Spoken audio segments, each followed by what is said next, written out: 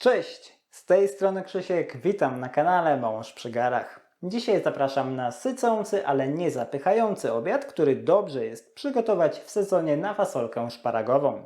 Przygotujemy tartę z zieloną fasolką, a jej smak uzupełnimy odrobiną panczetty, mozzarelli i suszonych pomidorów. Oczywiście wszystko to znajdzie się w towarzystwie kremowego nadzienia. Jak zawsze zachęcam do zostawiania łapki w górę i subskrypcji. Was zapraszam na film, a ja biorę się do roboty. Przygotowanie naszej wytrawnej tarty z zieloną fasolką rozpoczynamy od kruchego spodu. Do miski, w której przygotuję ciasto, dodaję 200 g mąki pszennej i około pół łyżeczki soli. Składniki suche mieszam ze sobą za pomocą rózgi do równego rozprowadzenia soli w mące. Do wymieszanych produktów suchych dodaję 100 g pokrojonego w kostkę zimnego masła. Tłuszcz łączę z mąką za pomocą siekacza cukierniczego do uzyskania konsystencji podobnej do ciasta na kruszonkę. Jeśli nie macie takiego siekacza, użyjcie zwykłego noża lub po prostu szybko wetrzyjcie masło w mąkę dłońmi.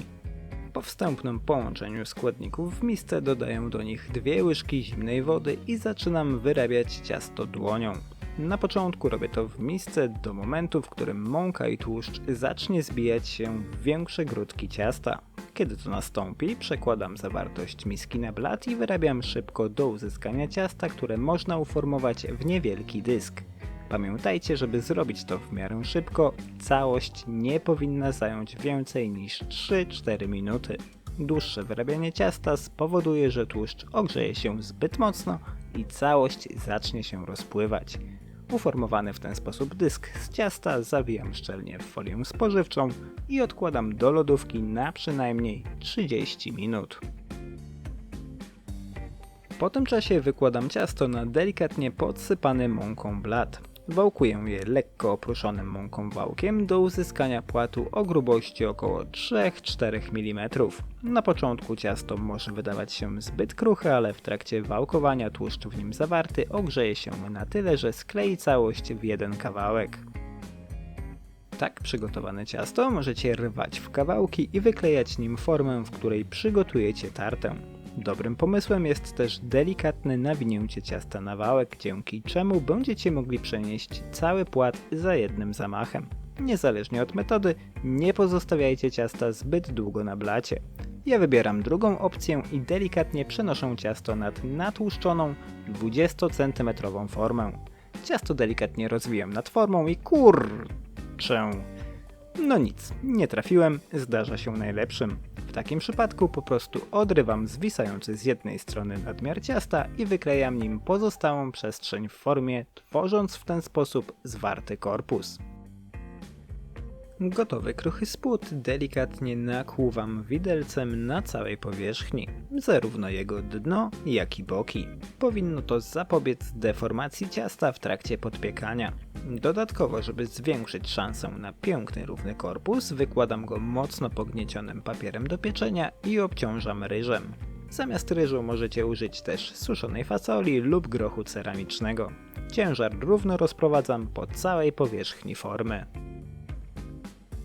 Blaszka z kruchym ciastem trafia do piekarnika rozgrzanego do 180 stopni Celsjusza, grzejącego w funkcji góra-dół na około 30 minut. W tym czasie możemy przygotować nadzienie do naszej tarty. Zaczynam od 200 g umytej i osuszonej zielonej fasolki, którą dokładnie oczyszczam z wszelkich szypułek i nieapetycznych końcówek. Następnie kroję ją w około 3 cm kawałki. Po przygotowaniu fasolki zabieram się za 50 g suszonych pomidorów, które kroję w około centymetrową kostkę. Fasolkę rzucam do wrzącej, osolonej wody i gotuję pod przykryciem przez około 3 minuty. Po tym czasie ściągam z ognia garnek z fasolką, przekładam ją do durszlaka i przepłukuję dużą ilością zimnej wody. Zblanszowaną w ten sposób fasolkę na chwilę odstawiam. Podczas gdy blanszujemy fasolkę, możemy też odpowiednio przygotować mięso. 130 g pokrojonej w kostkę panczetty wrzucam na zimną patelnię, włączam średnio niskie grzanie i delikatnie podsmażam przez kilka minut do uzyskania pięknego złotego koloru i wytopienia nadmiaru tłuszczu. Zamiast panczetty możecie użyć wędzonego boczku lub odrobiny wędzonej szynki. Gotowe mięsko ściągam z patelni i przekładam na wyłożony ręcznikiem papierowym talerz, żeby pozbyć się pozostałego na nim tłuszczu. Ostatnim, co musimy przygotować przed wyjęciem korpusu z piekarnika, jest jajeczno-śmietanowe nadzienie. Do dzbanka wlewam 2 duże jajka i 150 ml 18% śmietanki. Następnie dodaję 3 łyżki kwaśnej śmietany i doprawiam wszystko 2 szczyptami soli, solidną szczyptą mielonego czarnego pieprzu i połową łyżeczki gałki muszkatołowej. Zawartość naczynia dokładnie mieszam do całkowitego połączenia się składników. Nareszcie jesteśmy gotowi do składania naszej tarty.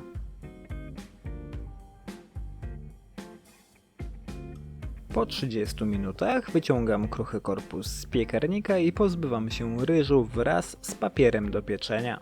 W żadnym wypadku nie wyciągamy ciasta z formy.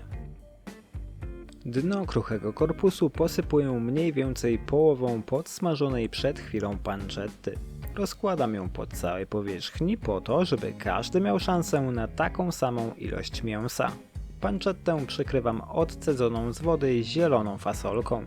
Ułóżcie ją tak, żeby stworzyła równą warstwę. Jeśli będzie mocno wystawać z gotowego nadzienia, może się przypalić w trakcie drugiego pieczenia. Na fasolce układam pokrojone w kostkę suszone pomidory i resztę panczetty. Oba składniki rozkładam w miarę sprawiedliwie po całej powierzchni. Kiedy to nastąpi, zalewam wszystko jajeczno-śmietanowym nadzieniem, wypełniając nim niemal cały kruchy korpus. Na górze tarty układam rozdartą w dłoniach kulkę mozzarelli. Tak przygotowaną tartę ponownie wkładam do piekarnika rozgrzanego do 180 stopni Celsjusza w funkcji góra-dół na 30-35 minut. Po około 30 minutach nadzienie powinno nabrać pięknego złotego koloru, a rozpuszczona mozzarella rozlać się po całej powierzchni tarty. Gotowy wypiek wyciągamy z piekarnika, posypujemy odrobiną posiekanej pietruszki i podajemy od razu na gorąco lub następnego dnia jako zimną przekąskę. W obu przypadkach smakuje znakomicie. Genialna sprawa. Główną gwiazdą jest oczywiście zielona fasolka, ale ma naprawdę solidną załogę do pomocy. Kruchy spód jest przyjemnie maślany, śmietanowe nadzienie wprost aksamitne, a pancetta wprowadza delikatny, wędzony smak. Wszystko to wzbogacone jest przez suszone pomidory i mozzarellę. Czy polecam? Pewnie, że tak. Dajcie znać, czy przepis Wam się spodobał. Napiszcie, jakie są Wasze sposoby na zieloną fasolkę. Życzę Wam smacznego i do zobaczenia w kolejnym filmie. Cześć!